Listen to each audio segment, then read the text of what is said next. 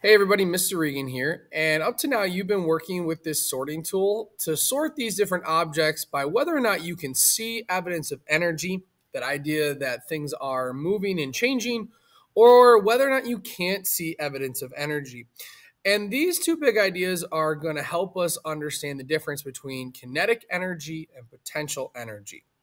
So we know that when something is moving, it has kinetic energy. So when we take this idea and apply it to our sorting tool, we know things like the fan spinning. Okay, obviously we can see that it has evidence of energy. Or things like the soccer ball flying through the air. We can see that there is evidence of energy.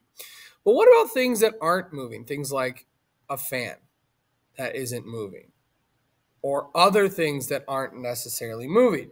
Well, with those, we have to think of the potential, hence potential energy, the potential for something to move. And that's where this next key concept comes in.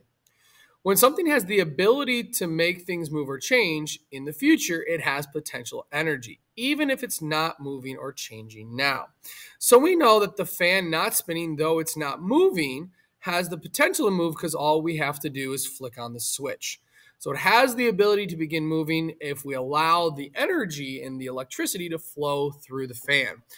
And when we think of whether or not things have energy or not, we kind of have to ask ourselves, first and foremost, can we see evidence of energy? Can we see something moving or changing? And if not, does it have evidence that it's going to possibly move or change in the future? So we kind of have to think ahead.